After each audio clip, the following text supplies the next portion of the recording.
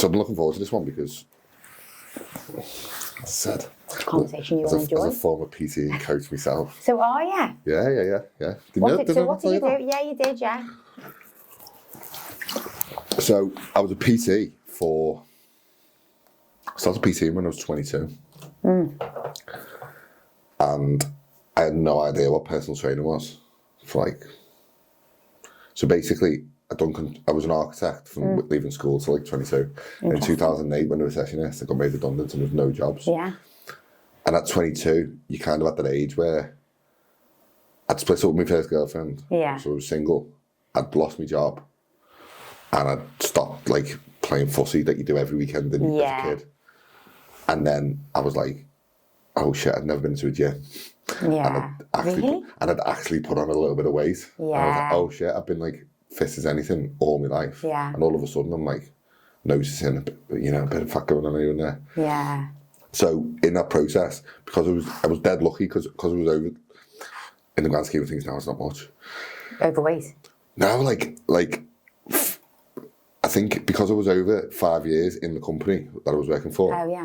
And I got made redundant, I was entitled to 2.5 months pay as a payout. Yeah. Which at the time, when you're 22. Well, when I was 22, and I think it was £3,800 quid, and I was like, oh, this is amazing. Yeah, I'm loaded. So in the grand scheme of things, it's not much now, but it wouldn't last me long now because I've got bills and shit. Yeah. But I was balling out of control at that point because I was no way, and I've got all this money, fucking hell, happy days, living with my mum and dad and that. And I started in that process. I just started going to the gym, and then I was looking at it going, I could do that. I could do that job. And love that.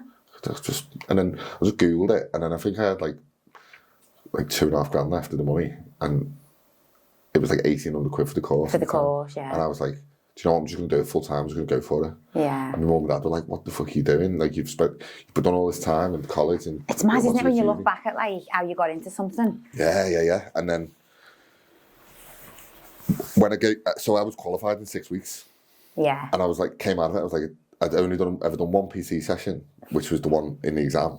Yeah. And I didn't know how to run a business, and I was like, fuck, what am I going to do? So I ended up getting a job at David Lloyd, and that was lucky in itself. Yeah. Because I got rejected from David Lloyd. Okay. And then 3 days later, but that's a good gym. Cheshire Oaks rang me. Good clientele. And then for the next 4 years, I just literally learned as much as I could. Yeah. Built a fitness studio, which I sold, and then done online coaching, and I think I had 32 clients pay me £225 a month, which was sound, and I was like, this is fucking belting. And I didn't do much for that. I didn't, looking back, I was like, I had great results and people coming to me, but I didn't actually do much work. I know, it's a mad one now, because everyone talks about how saturated it is, and I think it is. But also you create your own environment, don't you? So if all I'm seeing all day on social media is online coaches, I'm obviously going to perceive it to be saturated. Yeah. But I worked in retail for years. I'm talking I only went into PT in 11 years ago. Yeah. But what I will say is, so I used to travel the country. I was a country manager for a brand, and I was still always in shape. So when I work with... So you trained your whole life? Yeah. So when I work with women now who travel and they're on the road and they're networking events and that, I'm like, how do I say this? But it can be done, because you've just got to make better decisions. It is, if you're being the same as everyone else, I think. If you're just being authentically yourself, the power of being a personal brand, like yourself and myself, is that no one can be you. So if you've got 10 women doing online coaching in a row, what makes them pick Nicola Graham? I know, yeah. It's because you're Nicola Graham. It's not because you're providing anything that anyone else doesn't. Because I see great coaches who end up doing something else because I can't get any clients. But the great coaches, I'm like... Yeah, personality-wise. There's this thing called the hierarchy. And not many people have heard this, but basically there's 5 major fears that humans have. And I'm a bit of a geek with this kind of stuff. Love it. I'm a total geek, actually. Yeah. So 3 of them are just primitive fears. They're fear of getting eaten by a lion or like fear of like getting hit by a car. So you just avoid that stuff. You naturally like break your fall when you fall over a rope or something and put your hands out. So that's like the first one. And I can't think off the top of my head what the other two are. But like fear of starvation. It's something like just human like that. But there's two that I always think about when it comes to like content, coaching, fat loss, like all that stuff. One is fear of being judged. And the other one is fear of not living up to your own expectations. So fear of being judged is like, well, I've got my friend, I've got my friend group. I've got my friend group, and they're all slightly overweight, and they're all 47 and going through the menopause, and they're all a bit gossipy and bitchy. And I really want to do this thing, but I don't want to be judged by these people, so I'm just not going to do it. God, that's probably a large portion of my clients. And sometimes it's hard because it's like your sister or like your mum. You know what I mean? Do you know what though? You know the opposite side of that, I've got to say, the women who overcome that fear, the ripple of change they create. Yeah. Because everyone else in that little lobster pot or whatever is crab bucket or whatever the expression is. They've all got the same fear. Lobster pot's the chippy in town, So I know it is, yeah. Food on the brain. Oh, I've been there after a few naughty nights out, to be fair. No, I've never done that, but... Oh, I don't believe you. Coming out the back end of Matthew Street. Yeah, but so everyone else in the same circle. Well, I know, Is it still going, the lobster pot? It's probably a souvenir shop now. I think get shut down for like fucking health and safety. I don't know. Oh God, don't. I know people who used to go on the dinner from work, sober, fully making a conscious decision to eat out of there.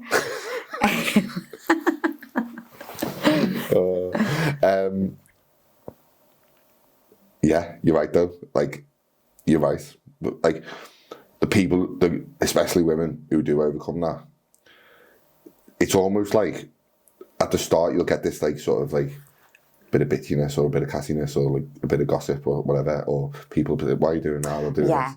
But then when you do it, they always follow you. So they're always like, oh, how did you do that? Like, you do so well. And then they start doing the same thing as you're doing. But it takes that initial going back to the plastic off.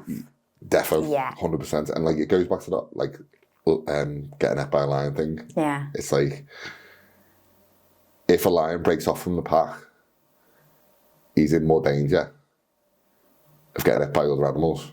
Okay. But there's more chance if he gets something big, then he eats it all to himself. Yeah. So the prize is bigger, but the risk to reward ratio is So there's like this whole psychological thing going on. That makes perfect sense, but it's just it baffles me when it's like women who are like they're lifelong friends, and I'm like, because I would like to think that I would be someone who would support my friends, but obviously everyone's comfort and limits to what type of support they can offer is different. Because if you're that person's drinking buddy, or you're that person's, I don't know, person you just pick out. I think it's like almost like by me doing well, I'm showing how not well you're doing, almost. So it's like if Julie starts to lose weight, it exposes Jenny, who's not losing weight, and she's like, oh, well, you're doing well, why aren't I doing well? Yeah, I think like an example would be like there's certain places I just won't eat, and I just won't put that food in my body. And if I'm with people who choose to eat out of there, I'm not judging you, you do you, but I'm not going to eat out of there. And it's like, you've got to get past worrying about whether that looks like you're judging someone. Like, they can do whatever they want to do. We've all got our vices. But yeah, I think there's a degree of like, oh, I don't want to look like I'm judging you if I don't have a drink because you're having one. So go on then, I'll just have one. And I'm like, but every time you say yes to pleasing that person, you're saying no to yourself. Exactly. So that's very nicely put, to be fair. Get comfortable with like, that is still a choice. That is very nicely put, to be fair. I like that. And the second one is fear of not living up to your own expectations. And I think that's where the like not wanting to get on camera comes in. Because like, I think that's my fear. Well, you look at someone who's big in the sort of female online coaching space. Someone's got like a massive following. And then someone like you comes along, who's a great coach, knows the shit, gets along with people, very nice. And you're like, oh, I don't want to put myself out there because I haven't got 50,000 followers like this girl. And the difference is literally limiting beliefs. Yeah. Because Yeah. this person just Yeah. fully believes in themselves. And what people don't understand is then, what would you rather? Would you rather have a captive audience of a small group of people that you can really genuinely help and get along with, and a community of people that you love, Yeah. they can help, and people come to that community because of you? Or would you rather have 100,000 followers that are not engaged and you never have any contact with them? Yeah, when I used to work as a PT, I worked in a gym in Liverpool city centre, and I worked alongside a lad who was like in insane shape, like one of these, you know. Yeah, ripped to the bone. Yeah. I think he had about 70,000 followers. Yeah. And he was so miserable because, first of all, he really struggled to get clients, really struggled, because he just was under this immense pressure at all times to just have his top off, be taking these selfies, putting like these funny captions. He lost how to show up just as he was, and he was so miserable. Yeah. And I remember thinking, oh my God, like my interpretation of you, if I didn't know you, would be that like you would be turning people away left, right and centre, because obviously you've got this huge following. Like, how are you not monetising that and also like helping people? And it was just that for me. It's definitely a part of the industry which I struggled with, because I was that guy who was ripped to the bone but didn't have a big following. So I was looking at all these like people, aesthetic people who were in great shape. And there was a PT called Dale Howard. He's fairly well known, about our age. He was on Big Brother years ago, so he was like very Z-list celebrity. I wondered if I'd known if he's very good looking, ripped to the bone, and he's a top boy. Like, he's a sound guy, but he just not. He just didn't suit that industry. Yeah, because it was almost like I'm not saying he was self-absorbed, but like the perception of it is like, I've got to be this fucking ripped hunk who's on Instagram all the time. Yeah. And also, what you're basically doing is you're basically just isolating yourself, because 99% of people who need your help aren't that person. Yeah. So it's like, I'm not saying you can't do it, but in like a coaching space, it's probably not the standard thing. So when I started learning about marketing and socials, like with intense like sort of scrutiny, and I was looking at it, I stopped doing like marketing with my top off. Because it's intimidating, which is wild, isn't it? So I just stopped doing it. I just wear like a hoodie like this, and I'd be like, I just show up like that. Like, I must admit, like, whenever I've worked with a business coach or whatever in the past, they've highlighted to me that like I don't share the struggle enough. But I've also, like, social media is just so, you could just go down those little different rabbit holes, couldn't you, But yeah, totally. So we've done half an hour. 14 minutes already just talking, and we haven't even done the introduction. So Nick, thanks for coming on. This is the Made to Be Social podcast. It was originally the Made for Video podcast, but I'm doing this thing on social now where it's called What's Your Big Idea? I've seen it. Because I love ideas. But there's some film where it's like, I'm an ideas man. Like, I've just got that thing in my head. Love it. And the reason being is because a lot of people, like me and you, ambitious people who run a business, we kind of forget that we're like the outliers of society. We kind of forget it because not many people are actually doing what we do. Yeah. But a lot of people do have ideas. But how many ideas like get lost in the rat race of life, and in your notes app on your phone, and like you have an idea pings in your head in the middle of the night, and you're like, oh, I need to go and do that thing, and then in the shower it gets lost. Or like you're scrolling, and like you're standing in the queue in Asda, and like an idea comes to you, like, yeah, I'm going to go and do that thing, and then nothing happens. Yeah. Or people have great business idea, and like they get stuck in a 9-to-5 job, and you don't have the time, or they want to take the financial risk to do it, or they have kids and they can't. Anyway, like I was seeing this all the time with great people, and they were just getting lost in it. So our mission now at the Concept Room is to create and share ideas. So I'm thinking about changing the podcast name to the Big Ideas Podcast. Love it. Maybe. But at the moment, as it stands, it's the Made to Be Social podcast, and I've been really looking forward to having you on because I'm a coaching geek, and you're a good coach. Happy days. Yeah. So as we talked about then, I'm 16 years in coaching, all in, whether it be fitness or social. Yeah. Now, I'm thinking that a lot of people in my audience will probably already know who you are. But for anyone who doesn't know who you are, in the immortal words of Cilla Black, what's your name and where do you come from? I'm the opposite. I never assume anyone will know who I am. My name is Nicola Graham. I'm a coach. I'm a mummy, 2 little girls, wife.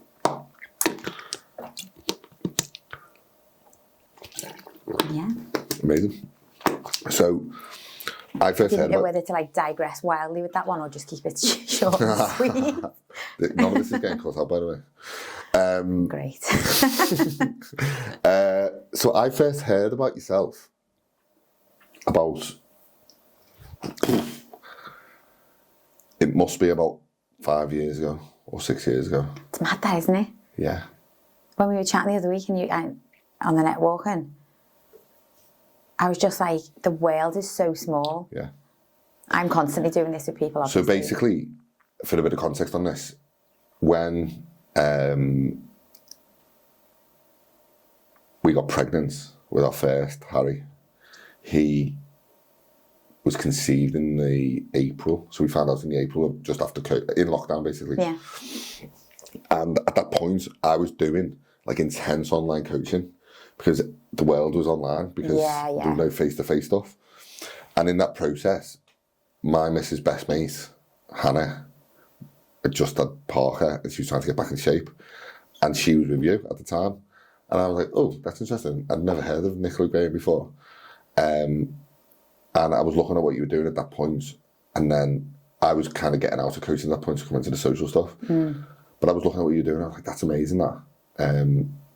And from then, I kind of just didn't think anything of it. And then 5 years later, I bump into you at network and it's like, oh, it's mad, what a small world. And I like, how full circle does it come? Yeah. So, online coach, what is it? Who is it that you help and what do you specialise in? So, I try not to be too generic with this one and say I specialise in fat loss. However, I do think most women feel that that is their goal. So most coaches say I specialise in fat loss. Really, for me, I'm working with women who are ready to take their health and fitness serious and take themselves seriously, and who want to get in insane shape and live a strong, fit, healthy life, and not, no quick fixes, none of that BS. And how long have you been doing that? So I've been doing it online since 2019. So I weirdly went online just before the pandemic because I went back to being on the gym floor after having Penelope, my eldest, when she was like 12 months old, and I'm an early bird. So I used to love, like, if you want to train me at 6 a.m, I'm game. Like, I will rock up with bags of energy. But obviously, when you've got a baby, it just wasn't working. And then I'd have to be back, and then I'd have to go back to the gym, and I was just here, there, and everywhere. So I just gradually transitioned online. Yeah. So yeah, it's been like 5.5 years. That long it's been going now. Yeah. See, that is good going for an online coach. But I've had another little girl in the process of that, which I almost always forget about. When you think, sometimes I will put pressure on myself that, like, I should have done more, I should have achieved this. And I'm like, I've actually been doing that started it with a 1-year-old, and I've had another baby in that process. It's just madness, isn't it? Like, I remember when the first lockdown finished, the gym opened, and where we were in Core Fitness down in Ellesmere Port, the Wirral got locked down, but Cheshire didn't. And God, when you think back to those times, it's so crazy mad to think about. Like, how is it possible that, like, you can be at one end of the road and it's open, and then the other end of the road closed? It's like, it's absolutely ridiculous. Makes really. no sense, yeah. But anyway, Core Fitness was just outside the Wirral. So Core Fitness put its offer on for everyone in, like, Bromley to come, and everyone could go in the gym. And I remember I was like, yes, it's going to be amazing. I'm going to go back, I'm going to do some PT, I'm just going to get out and, like, just get out of my house and do something. And I had Harry, who was like, a couple of months old at the time. He was born in January, so he was like 2 months old. And I remember rocking up at like 6:30 for a session, and he just didn't show up, and like didn't get a message or anything. I was like, I'm not doing this anymore. Yeah, this is like, I can't do this. Yeah. Like, I'd literally left the baby and my missus at home, and I was in the cold, rocking up at the gym. And not even the courtesy to like drop a message. And I was just like, nah. Yeah. So that was like the straw that broke the camel's back for me in coaching. And I really wanted to do a social thing, to be fair. So that was kind of like just an eye-opener. But over that time, the coaching space has changed, right? Like, how have you seen it sort of like evolve in like your own business over that time? And I'm fascinated by coaching, just to make a bit of consistency. So I look at like coaching all the time. And there's a stat that was like, I think it's like 1 million coaches a year are coming into the industry. Wow. Across the world. It's just so accessible. I remember being on my course and I was working full time at the time and I had a good job. I had like a really nice company car, all of these things. Lots of material things that most people probably wouldn't want to leave, but I'm so passionate about fitness and health. And I thought, no, I'm just going to do the course alongside work anyway. So I used to travel to Manchester. I want to say it was every weekend, or maybe it was every other weekend. And I would be there taking it really seriously. And I was just basically in a room full of kids. And a lot of them looked like they didn't even work out themselves. And I was thinking, this is terrifying. You're all going to be going into the gym and selling yourselves, and people are going to be paying you to get in shape, and you genuinely are not even listening to what's being spoken about. And it was just, and then you'll be the same. You see it all the time in the gym. Yeah. You see people on the gym floor, and I'll not to judge, but I think, oh my God, that's like, you're going to cause an injury. Yeah, for sure. So, yeah, I've definitely seen that as a change. I used to get frustrated a lot when I'd see like, people have like really bad shiny object syndrome. Yeah. Like really bad. So like, it's like the new big thing, I need to do that thing. And it's like, hang on, you've been on a really good fat loss journey for 6 months. The opposite of that is actually the key to success. Yeah. Sticking to something. But it's what most people fall victim to, so you'd see like, I don't know, Julie. I say Julie because that's my avatar thing that I do in coaching. Say Julie, who's, I don't know, 52, who might have lost 2 stone at Slim World, and now they've opened up a boot camp on the field. Yeah. And all the women are going. And you're like, hang on. Like, I've been doing this for 20 years, and Julie's filling out a boot camp on a field for like a fiver. And you're like, what the hell's going on? Yeah. I used to get really frustrated with stuff like that. But I don't know whether that was down to like Julie just having like better marketing than me, or I don't know what it was. But people just had this like shiny object, and then I used to get really like, I'd look at it and go, I'd see it when I was walking the dog.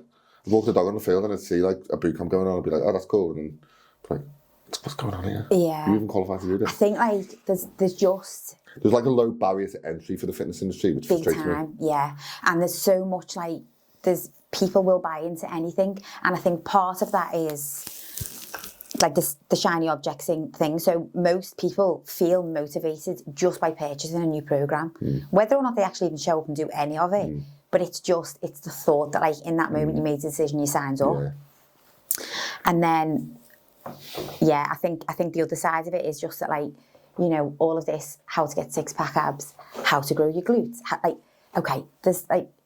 There's some probably level of credibility with some coaches, but the majority of it is like, it's the same formula as how to just get in great shape. Like there's no certain exercise to get 6-pack abs. There's no certain food. Like that is clever marketing and you just bought into it. Yeah. But it's when you're a coach who's got like morals, it's so hard to not. It's like we're probably not going to be millionaires by preaching that message because it's a hard sell, right? It's like me saying, right, if you come onto a social media course with me, you probably won't see results for 6 to 12 months. But you've just got to be consistent and put in the work and show up every day. And it's like a lot of work up front, but I promise you if you do it, in 12 months, gonna change your life. It'll change your life. And then someone else comes along, it's like, get 100,000 followers in a month.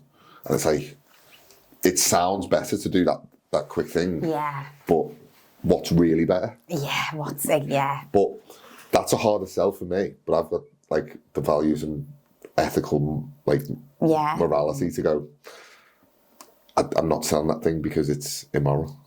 I think so. With fat loss and like health, it's one thing to make the transformation to like drop the weight or whatever, but you need a plan to keep it off. You can't just follow the plan to lose the weight you've got to understand that, like, the plan to keep it off, really, so the plan to lose the weight might be, okay, the first 3 or 4 months. The plan to keep it off is the other 6 to 12. Like, I always say this inside of my community with the women who've already, like, you know, invested and chose to work with me. They see the other women inside of the community, and, like, the women who are absolutely flying, they've been with me for way over 6 months, some of them 12, some of them longer. Some clients I've worked with for years, because the goalposts always change, obviously.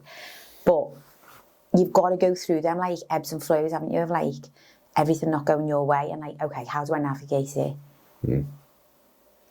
when, like, it's the summer holidays, or it's Christmas, or I've got an illness, or, like, whatever it might be. Inevitably, you will run into massive problems, whatever you do.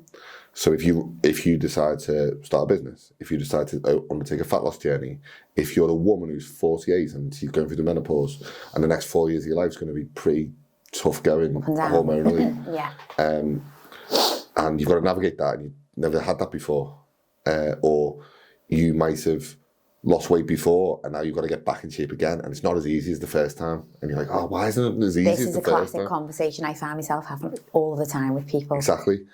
And you've got to navigate them things. It's like, and then these things cause limiting beliefs, and these things cause, like, doubt, which shouldn't really be there, but it's like, but it is. So as a coach, almost, you become like this sort of, right, it's almost like, no, it's working, just stick to it. No, it's working, just stick to it. Like, I had a video this week, I won't name it, but we've been doing a YouTube channel, it's been popping off. Like, the YouTube channel's been blown up massively in 2 months. And this guy had made up, so the average we were getting was like 5,000 views. He's nearly monetizing already, which is fucking amazing. Really? Probably the biggest success we've had on YouTube in terms of clients. And then this one video that we put up this week just totally bombed out. And I'm totally transparent in saying this, like, it totally bombed. And he's texting me going, oh, like, do we need to change something? I was like, no, just chill. Like, just accept. Just like this is part of the process. Like, you're not going to have a fucking killer video every single time. Yeah. It's like, we need to change the thumbnail, we need to change the title. And I was like, yeah, we can learn from this, and we can take things from it, and we can glean lessons from it. Yeah. But it's going to happen. Like, not everything's going to, you're not going to win every battle. Not everything's going to land, Yeah, 100%. And I find that when I was coaching, it's like I found myself almost like getting people to just stick to the original thing was harder than the actual coaching. Yeah. So you can, like, there's only so many times you say be in a calorie deficit, or, like, there's only so many times you can be like, eat enough protein. At a certain point, you know all that stuff, and you go, the coaching becomes, how do we just navigate this week? Yeah. It's literally, you're almost finding yourself, right, what are we going to do today? What are we going to do this week? Like, what's the win this week? That's what I found myself doing anyway. Yeah, I think, so the first thing I think with, like, females, and I don't know if males are the same in this sense, but, like, if there's an initial big weight loss, which there's going to be, if you all of a sudden start moving more, you start drinking more water, you get a better routine with your sleep, you're paying better attention to your nutrition, you are going to get, like, a little bit of a leapfrog, and then it plateaus. Yeah. Or not plateaus, but it starts to slow right down.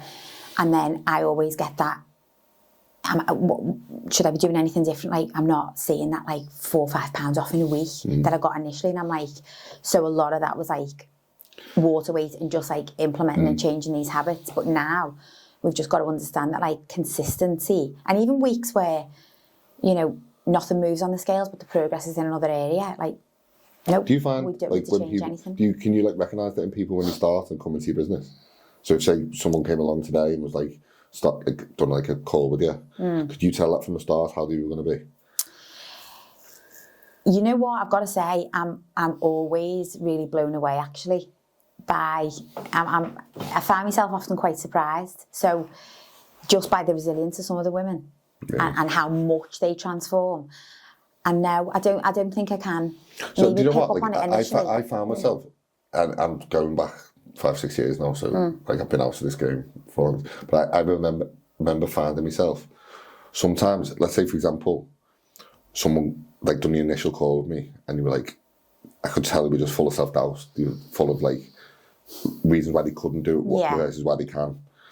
sometimes I'd start them a bit more aggressively on the diet, so they get like a quick win straight away. Yeah. So it's like, oh, you've lost 4 pounds in the first week, happy days. This won't happen every week, but you've lost 4 pounds, well done. Yeah. And then some people who like were like really enthusiastic and a bit more glass half full, I'd start them a bit slower and be like, you know what, let's take our time with this. Like, we're not in this for the quick win, we're in this for the next 6 months. So. Yeah.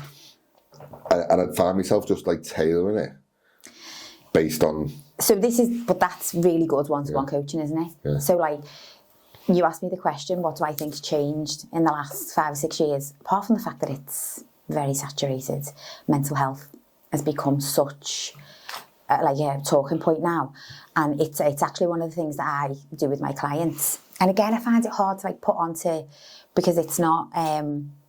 I can't show a physical transformation of how someone's transformed mentally, but it's one of the questions in my check-in. Like, are you managing any stress, anxieties, anything cropped up this week? Because it matters, because our behaviours change when we feel anxious, when we're under stress. So we might be able to avoid the wine, avoid the binge eating or whatever, like on a good week, but you get stressed and that all goes out of the window. Yeah. So you need even a pack of hobnobs. Yeah, so like that's a question that I chat through on like initial consult calls. And some people are just like, yeah, no, that's not an issue. Some people it's like, yeah, I actually do have like a very stressful life, or and so yeah, I suppose like we have to take all of that into account. What role do you think social media's played in that? like just huge. Adding like anxieties and false expectations to people. Huge. I've experienced it myself. Like, you've only got to be having and that's you as an experienced coach saying this as well. You've only got to be having a day when I actually, funny enough, done like a live chat on my Instagram last week about hormones, like what every woman seemed to want to talk about. And one of the things we spoke about was like when you get a dip in serotonin, which is your happy hormone, and how to like naturally elevate that is to do the things that obviously better serve us. Get out, get some fresh air, stay off social media. But what do we all do when we feel like that? We go on social media, and it's just the worst, because we also looked at, we feel like confirmation bias. So what we think is true, you know, the way you've just said about like people will almost like tell themselves a narrative and then believe it. But then we also go to the degree of like seeking out, where can we confirm that back to ourselves? And so if you're feeling low, or you're feeling like everyone else is better than you, or their results are better than you, you've only got to go on social media and you will absolutely see evidence of that. Or you will find. Yeah, you'll find a way to confirm it back to you. For sure. People do. Like, you're totally right. People build this like echo chamber around them of like, this is what I believe, and I can prove that because this other girl said it. Yeah. But actually there's a fucking 10 other girls that have said this other thing. I know. You're not listening to them. And you're just trying to like feedback. It's the same when people have like disagreements or disputes in business or arguments at home, whatever it is. It's like you're usually not disagreeing over like with each other. You're usually disagreeing over something in the middle. Yeah. And it's like, no, I believe this thing. Like, this is something I'm going to grasp. But even when people don't seek to be, what's the right way of saying this? People don't seek the truth. People seek to be right. So it's like, I'm right, you're wrong. Yeah. It's like, well, if you just seek what the truth is and you don't really care about being right or wrong, you can say, right, okay, if I am wrong, then fine. And it leads to better outcomes all the time. Yeah. So a better narrative for someone in someone's head, supposedly, and relating this back to what we both do, is like, oh, I can't build a business on social that I love. Well, you can. Yeah. But what if someone judges me, or I don't really want to get on camera? Or in your case, it might be like, you know, I've got like 12 nights out coming up in the next month. Yeah. You know what I mean? And how am I going to not drink on them nights out? Well, actually, you cannot drink. Make a choice, yeah. Yeah, it's like that's a limiting belief, because you can. Yeah. But what you're going to get in that is a lot of negative feedback. I think there's some real power in that as well. Like, so again, what's changed in the last 5 years? Obviously, the pandemic. I have seen a lot more people struggle with drinking alcohol at home. And like obviously like nutrition's always been sort of like an ongoing struggle, but alcohol at home just became really acceptable because pubs and that were closed. And so I speak to a lot of women who are like, well, over COVID, I just started having a few like drinks like in the house. And obviously everyone now works from home as well, or a lot of people do. And I've never got out of that habit. I don't know where I was going with that. You lost your train of thought. No, like seriously though, like I know what you mean. Like, I found working from home myself to be okay at the start, and as time went on, it become more tricky because I found my home like my safe space. So I'd have like almost like have like a, I don't know if this is where you were going with it, but I found myself like having like a lack of, where I was going. It was a more of like a lack of accountability. So like there was nothing stopping me just going and getting a biscuit or going and getting a cup of tea at any point. So I found myself like breaking tasks almost. Where in here now, for example, I don't do that. Yeah. So then I work with women who are, you know, desperately trying to like kick these habits, but again, whether it's social media or just, I don't know, we feel like it's got to be black or white at all times. And I'm like, okay, so let's assume that we're not going to drink this weekend because that's what you are planning to do. But you get out and you just really feel like having 1 or 2 glasses of whatever. That's not failure. So you just need to understand that you are in the driver's seat of your own life. I'm your coach. I'm here to support you. I'm here to give you a plan. I'm here to, you know, hold you to a higher standard. But if you choose to have a glass of wine, be okay with that. Because I think there's another, like, just default mode that we put ourselves into is like, well, if I go against what I've said, I might as well just have the full bottle, or I might as well just completely sabotage now because I basically can't stick to anything that I've said. And I'm like, no, you are always in the driver's seat, so just get comfortable with, I chose to have a drink, I'm okay with that. Yeah. But I'm also choosing not to. Either one is a choice. You get to make it. Yeah. Absolutely. So if you had a buffet, there's actually like a thing in psychology called the buffet effect. The buffet effect basically is if you're exposed to choice, you are likely to do more. I've got a great tip for people who. So, for example, when you have a buffet in front of you and there's a wide variety of food, you're more likely to stack your plate up. Of course, yeah.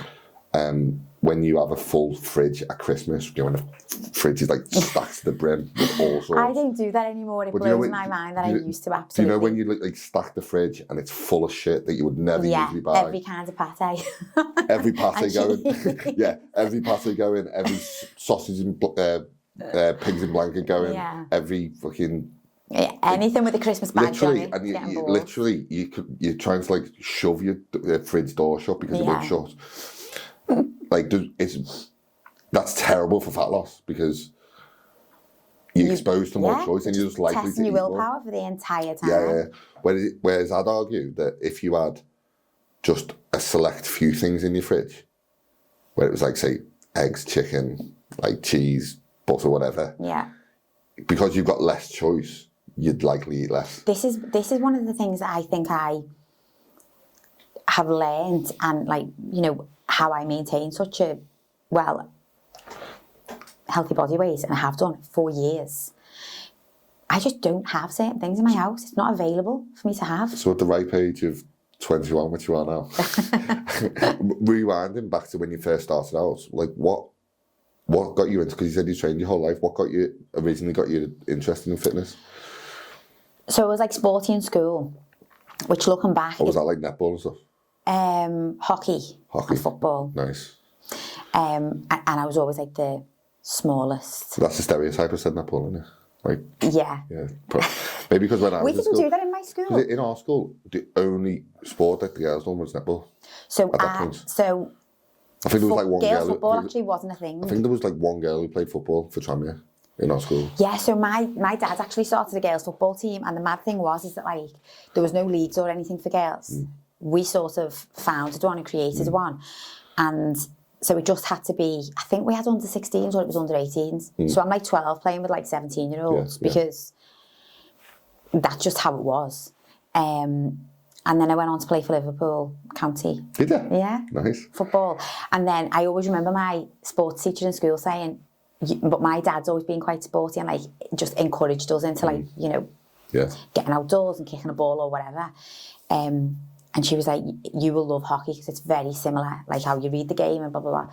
So yeah, that was, I sort of went into that. And then the gym, I never really got into like the gym, lifting weights or anything until like early 20s. I just, you know what? I got out of a relationship that I was in for 6 years from the age of 16. And I think I lost myself in that a little bit, as you do in your first relationship when you are very young. And then... You got one-itis. Yeah. What is this? One-itis. No. So one-itis is where you think, like, you're in a relationship and you think they're the only one that you'll ever get. Yeah. So you got this one, you fixate on this one person.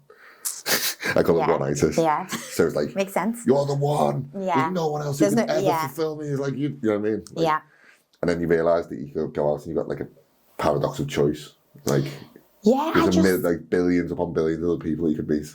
And then you finally meet someone who's actually compatible and you're like, all right. I think for me as well, I just found myself in a position where I was like, oh, I've got more space to take care of me now. And so I naturally just started seeing the results of like getting fitter and... That's very cool. Yeah, lifting weights and just doing every type of training I possibly could. I've just always loved being able to... Did you have that initial thing when you first started of like the woman who didn't want to be bulky in the gym? That's something that always used to like get me in consultations. I was like, I don't know, you know. I was like, I don't know where that came from with weights and women. Like, I genuinely don't know where it came from because I don't think I've ever seen one woman get bulky. Who's super, yeah. I mean, don't get me wrong. I've seen bodybuilders, female bodybuilders who are obviously, but then that's their goal. Yeah. But so they're working I don't really think hard. in all the time I've ever trained people, which is, well, it was 12 years in total, and then like coaching people up in that time, building businesses, seeing other coaches, working with other PTs, working with great coaches. I don't think I've ever seen one woman get huge. Who's hench. Yeah. Do you know what though? This is the confirmation bias again. So if we are unable to drop the body fat and we are also lifting weights, we just convince ourselves the weights are making us bulky. And so, do you know what? Get me on like the nearest shake diet. Yeah.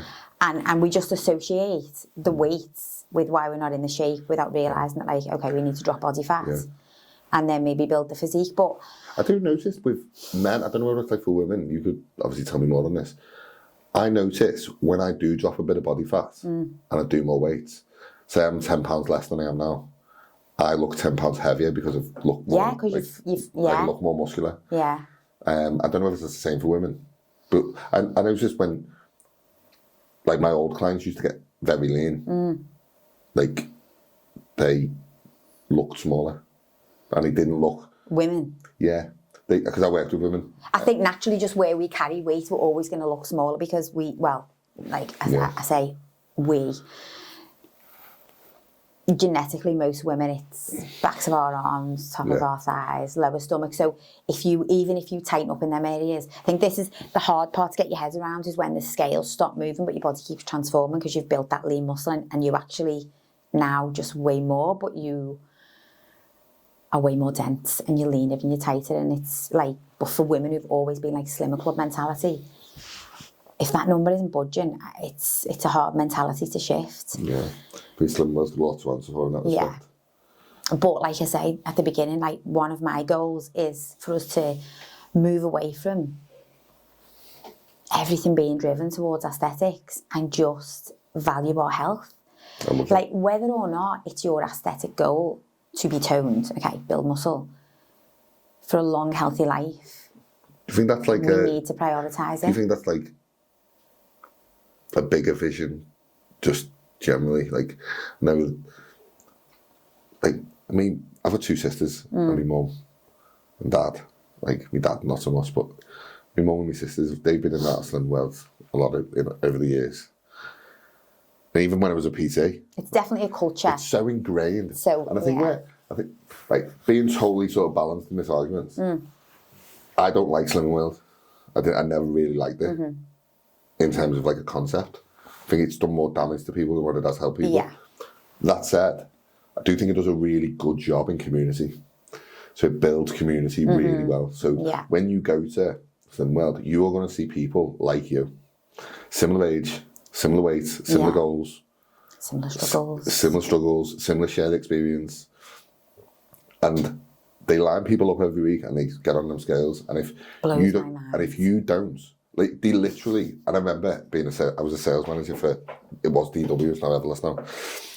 This was years ago. I remember dropping leaflets off at a Slimming Well group, and literally they were queuing up to get weighed, and they were all paying $5. There must have been about 500 women there.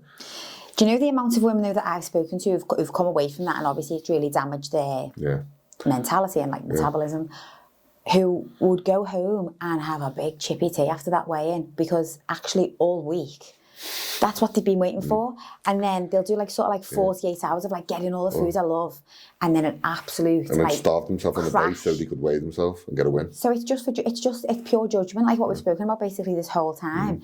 It's like it's just so that the person on the other side of the scale gives you a pat on the back. But do you feel any better for it? Any more in control? Yeah. No. Yeah, I love that. One thing I actually did with some clients was, obviously you'd have like before and after pictures, which is great. But there was, I tried to like get them to think about before and afters. Like I remember one woman, she was like, I used to go walking with the dog in Wales all the time. I can't even walk to the end of the road now because I'm so fit. And I was like, there was like a before picture where she was like slightly out of shape with a dog. And then there was an after picture where it was like holding a flag at the top of Snowdon. And I was like, that's fucking amazing. That's a better transformation. It's not it's not going to jump out of your explore page. No, yeah. It's not gonna get the wow factor of like. But for us as coaches, it's more rewarding. 100%. And this is where it's a hard sell for coaches. So good coaches will feel the need to post the before and after pictures when they're getting all this great success with people. This is a hard one, this, because so I've got some amazing before and afters that the woman that I'm working with just doesn't want to share them pictures online. And I absolutely respect that. From a business perspective, it would be amazing for me to share them photographs. Of course it would. Yeah. But I've got to stay true to the fact that like why I'm doing this, and that comes down to like a bigger purpose, and I love that. I'll talk to you about this because, as I said at the start, one of our things is to build and share ideas. I have got to say this to anyone though who buys into transformation photographs. They are good and they are amazing, but so there's a gym in Liverpool, I won't name it, specialises in like 6-8 week transformations or whatever. When I used to work in a gym in town, the amount of women that we would get through who'd had this transformation. Their photographs get posted online. They look insane. Oh my God, they've been eating next to nothing. They basically been doing it all to get this transformation photograph. And the diet they were on was like wild. The training that they were doing was wild. It was not sustainable. But obviously the gym was promoting like, this is the result that we can get you. Obviously never any chat afterwards of like, oh, and all of these women go on to massively rebound. So, yeah. I'd love to see, and I've never actually done this, and I should have really at the time. I'd love to see like a before and after, and then like almost like a case study like 6 months later or 12 months later. But like, where are you now? Like we've not coached with each other for, you're not done with coaching for 6 months now. Yeah. You've graduated from the program. You've got great results. Where are you now? And I have that like post, almost like, do you know what? Yes, she had a great before and after, but 6 months later she feels great. She's in the gym every week. Yeah. She's more active than ever. She's maintaining the results. I think that would be like a great series for someone to do, like after the fact. Yeah. With like, there's no obligation. You're not paying me anymore. You're nothing like in the business. Like, we're nothing to do with each other. Yeah. But 6 months later, that lasting impact that we had in coaching has led you to this point. Yeah. Like I remember this woman, Helen, who I used to have as a PT client in David Lloyd years ago. And she was, I can't remember what she weighed, but she was like overweight, you would say. I think she was in her 40s at that point. And she had an amazing transformation, lost a load of weight. She started, I think she did get diagnosed with cancer, and I was like, she obviously has to go for the chemo and all that. And then after that, she came through, got the all clear. And I'm sure I don't want to butcher this story, but it's something like she became like the head coach of like Diva Triathlon Club in Chester. Amazing. Started doing these triathlons. She messaged me about 6 months after that and was like, yeah, I've become a PT, I've done this. And I was like, that was like one of my proudest moments of my whole coaching thing, because it was like, it was so far. Yeah, she lost the weight, fantastic. But a year later, she was overcome cancer. She'd become the leader of the triathlon club. She was doing triathlons and she was a PT. So this is like the power of, I'll tell you why I'm smiling, because I'm thinking of the biggest U-turn I've ever seen. And I'll tell you about it now. But yeah, I think this is the power of that one decision. But you've got to follow through and have the self-belief, haven't you? That like, okay, I'm going to go for this. And I think that's where investing in a good coach who gives a shit. Sorry, can I? Yeah, of course. Yeah. She said, "Who gives a shit?" It's that, but that's the game changer. So for all you coaches who don't give a shit, then get your game up. Yeah, you're damaging people's mental health. So I started working with a woman from Maine in the US about, I want to say... Is this as a client or...? Yeah. I want to say about 3 years ago. So she just reached out to me on Instagram. Wildly. She knew someone mutually she'd met in Thailand. It was on my page. You'd like had a transformation or whatever. Anyway, so she reached out. So at this time, she's working in healthcare. She was with this guy. She was, who she wasn't very happy with in a relationship. She was having PTs.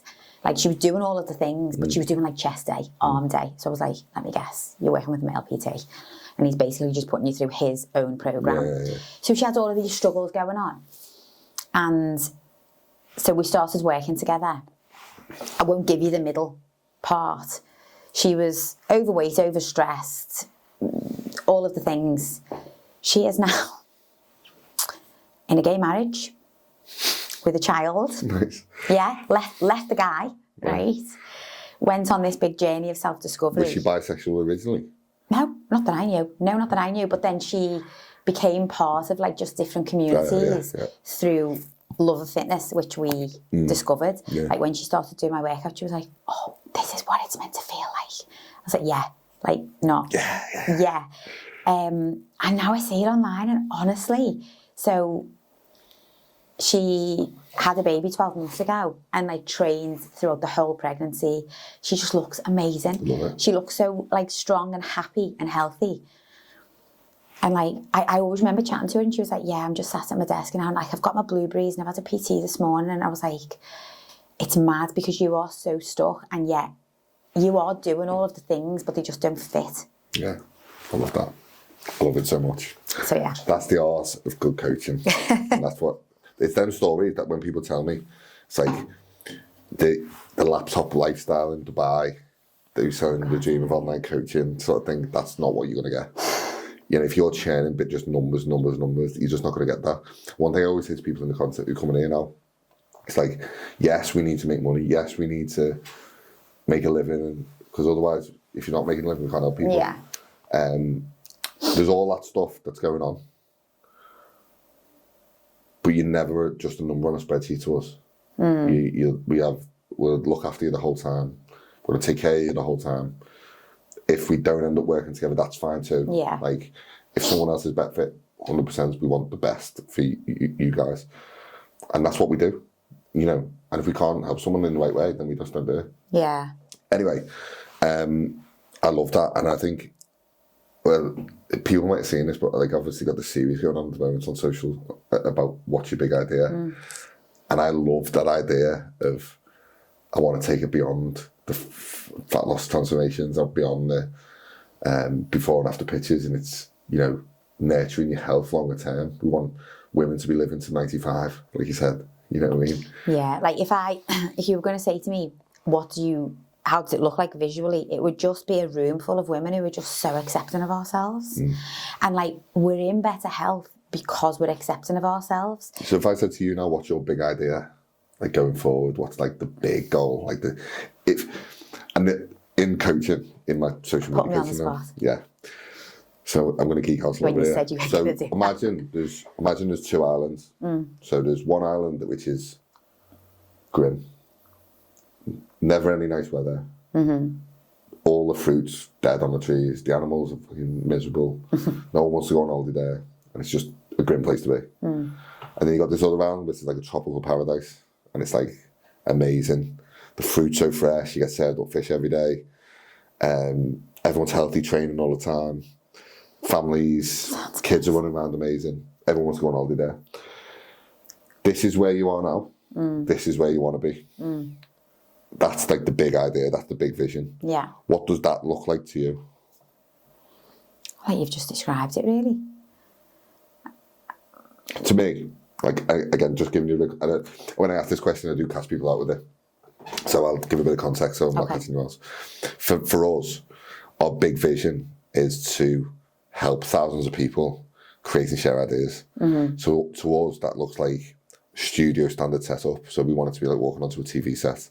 We want amazing. We want people to be spreading positive messages on social media, ones that genuinely help people with genuinely good businesses, not selling people a dream and conning people essentially. Yeah.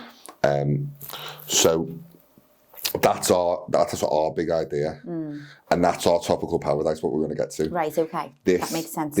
This grim island is people being conned on social. People going down dark alleys. Being very inauthentic. People being inauthentic. People having ideas but not putting them out there because they're scared of being judged. Yeah. That's the grim place to be. We want to get to this place. So what we need to do is provide a vehicle from this island to this island. Yeah. And that's kind of where, that's our big idea. Yeah, I think. So if I said to you now, if you could create that island for your clients, for your business, for your family, what would that look like? So yeah, it would look like a place where we get past the fear of judgment. Yeah, so what does that like sort of greater goal look like? So do when you do like, I don't know if you've probably done sales stuff in the past in coaching. Do you know when you say like, oh, you know, dig into what the pain points are and find out what the big goals are and all that? It's kind of the same thing as the island thing. Yeah. But say someone wants to like lose weight and stuff. It's like, where are you now? It's like, I'm stressed, I'm overweight, my husband doesn't fancy me anymore, I don't feel sexy, can't fit in my old clothes, my kids are running me ragged. That's like the grim stuff. Yeah. The other thing is I've got so much energy, I've got my libido back, my husband fancies me again. That's a big one that I talk about all of the time, is increased energy. And again, really hard to market that, but if we start with waking up of a morning with a spring in your step, full of beans, like actually looking forward to going to exercise, looking forward to eating good food, looking forward to spending time with your kids when you get home from work, like if that was the focus and we just focused on that, of course you would get in amazing shape because you'd be saying no to all of the other crap. But that, I suppose, that is the goal, to have women feel like that and just feel fantastic at all times. Like, see, that's the key, isn't it? Like, imagine having like hundreds of, possibly thousands, possibly even millions of women. Imagine if we all walked around feeling great. I know when I feel great, I am the first person to be, hi, good morning. You know, my kids get a much better version of me when I get home from the gym. Obviously, so does my husband. And again, like, so I speak to women who are in like high stress jobs. They get home from work. They're then on their own time to spend with their family, doing things for themselves, with the kids or whatever. The energy's been spent. It's been spent in work. So I would love it to be a place, yeah, where we are thriving. I love that. Imagine like you were able to operate and not so bogged down by how we look all the time. Imagine you had like a community of women who were like-minded like that, who were just thriving, full of energy, and you could expand that to like potentially a never-ending amount of women. Like, essentially. I've already got it. I've already got the community, but we're a small group at this moment in time, yeah. We're not sort of like the scale that I'm thinking in my mind. And it's not to say that like inside of our community we don't struggle. Of course we do. We all have similar struggles. But we don't use it as an opportunity to beat ourselves up. I mean, like we said before, like it's one of them where no matter what you do, no matter what idea you have, like for me to get from where I am now to studio standard, to having social media, where social media is not looked at as a place where people get falsely judged or like have to for us to get to that point. I love your vision, yeah. I think it's very powerful. For us to get to that point, we're going to run into a lot of issues. We're going to run into a lot of problems. We're going to run into financial difficulty potentially. We're going to run into people slagging us off and so on. Like, a never-ending list of shit could happen during that process. But if you've got a community of like-minded people who are fighting for the same thing, it almost becomes like a bigger thing than yourself. Yeah. So you can almost like pass it on. Like, that's, I think, what you've just got to stay focused on, isn't it? When you're having like tough times. Yeah. Why am I actually doing this? Yeah. Why am I? Yeah. Like, realistically, if someone comes to you and is like, I want to lose 4 stone, realistically, it's going to take best part of a year or 6 months to a year, let's say, to lose 4 stone. Maybe quicker if you're really intense with it. But generally, the average person would take quite a bit of time. Now, you're not going to make the most sales in the world by saying, yeah, it's going to take you 6 months. But actually, if we could start to change that narrative of like, you know what? It is going to take 6 months, and that process is going to be enjoyable, and I'm loving it. I'm going to love it. And I can't wait to just get stuck in for 6 months. If we can get to that place, you're almost starting people off on a better trajectory than like just being like, oh yeah, I need to lose £3 this week to make me Slimming World goal. So I will always ask the question, like, why do you want to lose this weight? Yeah. And, you know, it might be like, because that's just what I weighed on my wedding day. So I've just kind of got that in my mind as a ballpark. I'm like, right, okay, so that was a really happy time. So you associate that weight with you being happy. Okay. So what happens if we say that we could get you to a point where you will feel confident, happy, energised before we get to that weight? Okay, because for me, like, the minute we start taking better care of ourselves, and I must say, like, I repost this all of the time on my stories on social media, when I get a message off the client and they're like, oh, yeah, it's happened. Like, I feel great. And I know I'm not where I said to be yet, but I know I'm making it happen. And it's like, it's so powerful because it's like, oh my God, she said this would happen. I already feel amazing. And it's like taking your power back, really, because one of the things I'm passionate about with my clients is giving them the knowledge to make better decisions for themselves. They don't want me telling them what to do forever.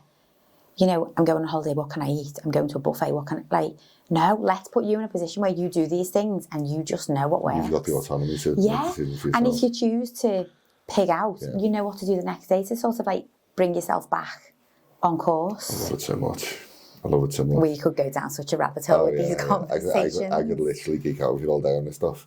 One thing I just wanted to touch on, it's just kind of in my mind because it was International Women's Day last week, and I see all these like posts and stuff, so it's still kind of fresh in my mind.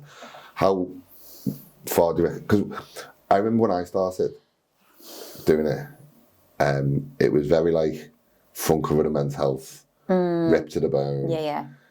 And if you were a woman doing it, it would be very like, it was kind of like, there was female PTs, don't get me wrong, there was. But it was very like, they were kind of outliers. Yeah, and we weren't typically respected. Yeah, and like, I suppose the first part of the question is how far do you think it's come? And 15 years ago when I got into it, like I was at 22 years old, 16 years ago now,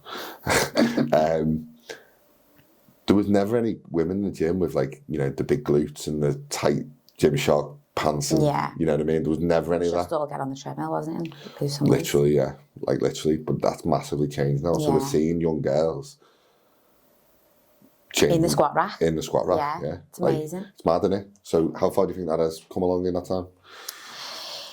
Yeah, I think there's still loads of room for growth and progress, because I think in the whole international women's, I think the way women are taken seriously in business and stuff has definitely evolved loads. And yeah, do you know what, actually? So we're watching Gladiators last weekend with my kids, and we're really into that at the minute. I love it. And I love it. It's mad because I remember watching it as a kid. And Eunice, the Scouser. Yeah, remember Eunice? Yeah, she was Eunice amazing. Eunice Hushart. Yeah, that was her name. She was an icon in our house for a long time. Well, Eunice was the first one to like smash the Gladiators, wasn't she? Like, and like beat the actual Gladiators. And that was like a real sort of, I didn't really realise what it was at the time, but it was almost like if you went against the Gladiators, you were beaten before you started. because they were so... They're not meant to be beaten. Yeah, they're not meant to be beaten. And then this woman comes along who had no limiting beliefs whatsoever around the gladiators, and she just fucking smashed them. And she was fit. Yeah, so I thought this is the weekend, because the contestants coming on, they're all CrossFitters, or they're all into some level of like fitness, and they're all in brilliant shape. Well, okay, I think they all look great. And I thought, God, I love that my kids are seeing this. And like, we will comment on women's muscles. So like my eldest little girl does gymnastics. And so we were watching last summer, the Olympics, and we were watching the gymnastics. And like, I will make sure she knows, like, look how strong these women are. Look how, like, there was not that wasn't a thing when I was a kid. Is it Diamond, the blonde one? On Gladiators. Yeah. She is a fucking machine. She's my little girl's favourite, and I love that. Yeah, she's an absolute machine. Like, she's tall. Like, she's like 6 foot something. Yeah, she's like 6'2" or 6'3", but she is like amazing. That's definitely like a visual, like over the years how things have changed. You look at the women now who are rocking up on TV, and they've got muscles and they work out, and yeah. They're seeing it like... They're not trying to shrink themselves. They're actually quite happy to like look strong. Yeah.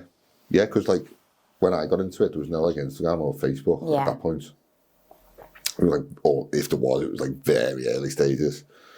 But back then it was like... MySpace. Men's health.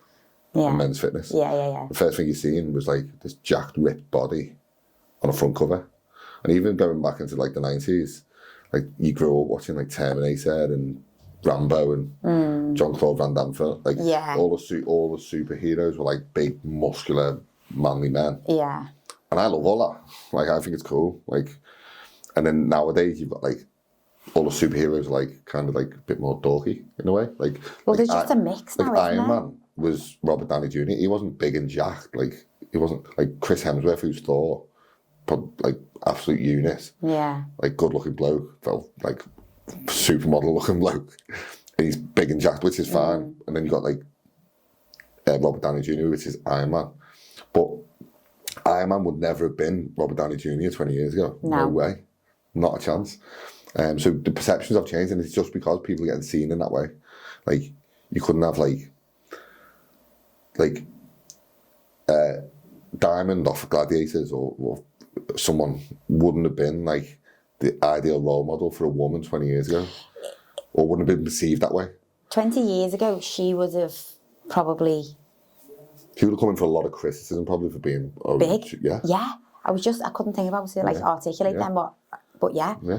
Oh, yeah, she's too big, it's unhealthy. Why are you being like that for? It's like, well... But it's funny, isn't it? Because 20 years ago, there was women who absolutely had that potential, probably looked that way. But we're like waiting for permission. We're waiting for someone else to step forward and go, you know what? I'm going to be bold enough to show up in this way. Yeah. And the minute you get that permission, it's like, oh, me too. And then everyone sort of... 100%. So... 100%. I love it. Yeah. I love it now. I'm quite aware of that whole, like, waiting for permission. Yeah, this is why, like, I got boys, you got girls. Yeah. So I kind of look at it as in, like my boys are going to have a totally different learning experience than I had growing up. And I'm aware of that. Yeah. And, like, your girls will have a different experience to what you had, probably, because it's more... There's more exposure to it. Now, I think it's, like, a bit of a two-way thing, because I think if Instagram and TikTok and YouTube were around, like, 20 years ago when we were coming through, I would have been probably a lot more trepidatious about doing stuff, because I probably would have up to less shit on the fucking being a little shit and all that, because you're aware that if something fucking goes off, it's going to be on fucking TikTok in 20 minutes. Yeah. You know what I mean? And you just don't need it, do you? So I think there's like, be interested to see how it plays out with, you know, AI and social media and stuff over the next 10 years. It makes me nervous. It does me a little bit. But I thought being in social media, I was going to be quite at risk of having like things take over the business, like AI stuff and like stuff like that. But actually it's not happened so far, and actually I'm using it to my advantage. Yeah, I think... But I don't think you're going to stop. But what you stand for, though, is authenticity and personality. Yeah. And Well, I'm an extrovert. AI cannot provide that. I'm not an introvert. I'm a total extrovert. I like speaking to people. I like having conversations like this. Yeah, Me and you can speak all day effortlessly. And I like that. Whereas I'm not going to, I'm not just going to use AI to fucking clone Nicola Graham on a podcast. You know, Yeah, it's like, this is another thing I see a lot on like fitness coaches page. It's like all how to do this in 5 steps, how to do that, and it's like you can just put that into ChatGPT. Like their content is ChatGPT copied and pasted. You can tell. Unleash your inner power. Like you can tell when something's fucking written by ChatGPT. Yeah. 100%. Nick, if anyone wants to get hold of you for the third time. If someone wants to get hold of you or is on the fence about jumping into the business or undertaking a fat loss journey or anything of that nature, where's the best place they can find you? On Instagram, Nicola Graham Fitness. Come and say hi. Love it. I will put all the links around this video when it's out. I'm probably going to post some content around it anyway. I highly recommend Nicola Graham Fitness Coaching. But we are done, over and out.